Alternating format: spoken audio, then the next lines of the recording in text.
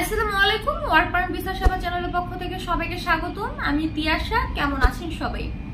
আশা করছি আল্লাহর রহমতে আপনারা সকলেই ভালো আছেন। বেশ দীর্ঘ সময় পর আপনাদের মাঝে আমি এসেছি আজকে। মূলত কথা বলবো লাওসের ওয়ার্ক ভিসার কিছু অসুবিধা নিয়ে। তো আপনারা যারা আমাদের চ্যানেলে নিয়মিত আছেন, ইতিমধ্যে আপনারা সকলেই জানেন যে আমরা মূলত মধ্য এশিয়ার দেশগুলো নিয়ে কাজ করি। বিগত দিনগুলোতে কাজ করে আসছি এবং আমাদের সেখানে সফলতাও ছিল অনেক। তো এখন আমরা মূলত কাজ করছি লাওসের ওয়ার্ক ভিসা নিয়ে এবং মঙ্গোলিয়ার ওয়ার্ক ভিসা নিয়ে। তো সব থেকে দ্রুত সময় আমরা লাওসের ওয়ার্ক ভিসা নিয়ে কাজ করছি, যেহেতু এখানে যাত্রীরা সব থেকে বেশি লাওসেই যাচ্ছে।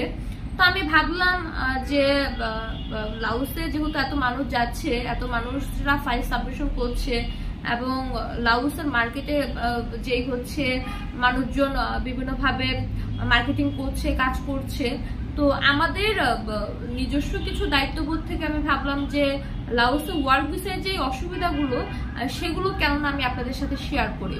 কারণ আপনারা ফাইল সাবমিশন করার আগে আমি চাই যে আপনারা সমস্ত কিছু ডিটেলস জেনে বুঝে আপনারা ফাইল সাবমিশন করেন। কেননা মানে ফাইল দিয়ে আপনারা হচ্ছে একটা এক্সপেকটেশন করবেন, তারপর যাওয়ার পর যখন দেখবেন যে এক্সপেকটেশন অনুযায়ী আপনাদের কথায় কাজে মিল পাচ্ছেন না, তখন কিন্তু আপনাদের মন ভেঙে যাবে এবং তখন লাওসের মার্কেটটাও কিন্তু নষ্ট হয়ে যাবে। তো আমি ভাবলাম লাওসের যে অসুবিধাগুলো আছে এগুলো নিয়ে আপনাদের সাথে আমার শেয়ার করা উচিত। তো তাহলে শুরু করি মূল আলোচনা। সেটা হচ্ছে যারা লাওসে ওয়ার্ক ভিসায় যাবেন তাদের কয়েকটি অসুবিধা জেনে রাখা উচিত। সেগুলো হচ্ছে প্রথমত লাওসের বেসিক বেতন। ওইখানে যারা স্কিল ওয়ার্কার আছে তাদের মানে সর্বোচ্চ বেতন স্টার্টিং এ 50,000 টাকা হয়। 50,000, 48 থেকে 50,000 টাকা এরকম সর্বোচ্চ বেতন হবে। এবং থাকা কোম্পানি দিচ্ছে, খাওয়া নিজের। এবং যারা আনস্কিল ওয়ার্কার মানে কোনো ধরনের কাজ জানে না, যারা জেনারেল লেবার হিসেবে যাবে, হোক সেটা ফ্যাক্টরি হোক সেটা কনস্ট্রাকশন, সেখানে তাদের জন্য ন্যূনতম এবং সর্বোচ্চ বেতনই হচ্ছে 40,000 টাকা। এর বেশি এবং কম কিছুই হবে না। এবং থাকা কোম্পানি দিবে, খাওয়া নিজে।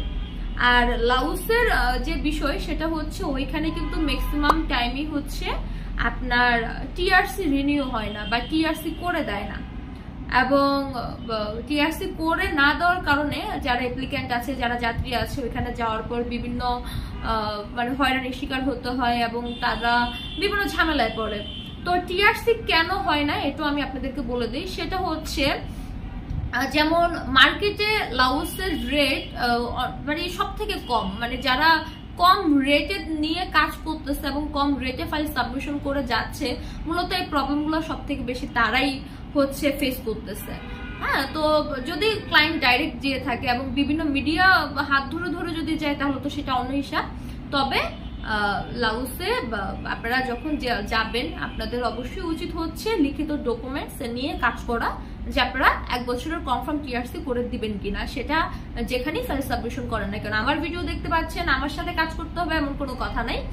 তারপরে আরো একটি বিষয় বলি, সেটা হচ্ছে লাওসের ভিসা প্রসেসিং সময়ের যে বিষয়, এটা হচ্ছে LF2 ক্যাটাগরি হয় এবং এটা মূলত ওয়ার্ক ভিসা হয়। তবে এটা আপনি হচ্ছে চেক করতে পারবেন, এটা অনলাইনে না। এটা চেক করতে হলে আপনাকে হচ্ছে সরাসরি এম্বাসিতে ইমেল করতে হবে, দেন আপনি চেক করতে পারবেন। তবে এখানে আপনার হচ্ছে ওয়ার্ক ভিসা স্ট্যাম্পিং হওয়ার আগে অ্যাপ্রুভাল দেয় কোম্পানি, তারপর ভিসা স্ট্যাম্পিং হয় এবং এরপরই হচ্ছে ম্যান পাওয়ার হয়ে তারপর হচ্ছে ফ্লাইটগুলো হয়। তো এই হচ্ছে সুবিধা, তো বলেই নাই, অসুবিধাগুলো বললাম। আর এখন আমি সুবিধা বলি।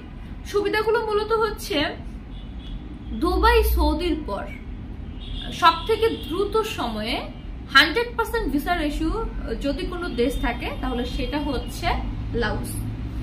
লাওসে সব থেকে কম সময়ে ভিসা প্রসেসিং হয়, মাত্র 45 কর্মদিবসের মধ্যে ভিসা, ম্যানপাওয়ার এবং ফ্লাইট হয়ে যায়। কোনো কোনো ক্ষেত্রে সর্বোচ্চ 2 মাস সময় লাগে। তো এর মধ্যেই হচ্ছে ভিসা, ম্যানপাওয়ার, ফ্লাইট হয়ে যাবে। এবং লাওসের ফাইল যখন সাবমিশন করবেন তখন কিন্তু আপনাকে গামকা মেডিকেল অথবা পুলিশ ক্লিয়ারেন্স দিতে হবে না। তবে অবশ্যই মেডিকেল ভাবে ফিট থাকতে হবে। এইডস, HIV এই ধরনের কোনো হচ্ছে রোগ থাকা যাবে না। এছাড়া যা কিছুই থাক না কেন ওইটা কোনো প্রবলেম হবে না। তো অনেকেই আছে যারা বিভিন্ন কারণে মিডল ইস্টে যেতে পারছেন না এবং মেডিকেল আনফিট, তাদের জন্য লাওস একটা বেস্ট কান্ট্রি হবে। এবং লাওস মোটামুটি হচ্ছে উন্নয়নশীল একটা দেশ এবং ওদের আবহাওয়া, পরিবেশ সবকিছুই অনেকটা ইউরোপের মতো স্ট্রাকচার, ওদের দেশের যে গঠন বিল্ডিং এগুলো সব ইউরোপের মতো, এবং ওদের দেশের মানুষজন খুব ফ্রেন্ডলি এবং ওরা অনেক শান্তশিষ্ট মানুষ। তো এখানে আপনারা কাজ করে আপনারা কমফোর্ট ফিল করবেন এবং এখানে আপনারা ভালো কিছু করতে পারবেন। তো এই হচ্ছে বিষয়।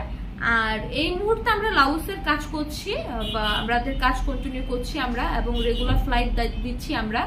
তো আমাদের আরো একটি চ্যানেল আছে, সেই চ্যানেলে আমাদের ক্লায়েন্টদের রিভিউগুলো আপলোড করা আছে। তাছাড়া আমার হোয়াটসঅ্যাপে যে গ্রুপগুলো আছে সেখানে আমি রেগুলার আমাদের কাজের আপডেট দিচ্ছি, আমাদের যাত্রীরা কোথায় কাজ করছে, কখন ফ্লাইট হচ্ছে, কখন ম্যান পাওয়ার পাচ্ছে, এই সমস্ত কিছু আমি আমার হোয়াটসঅ্যাপ গ্রুপে আপলোড দিই।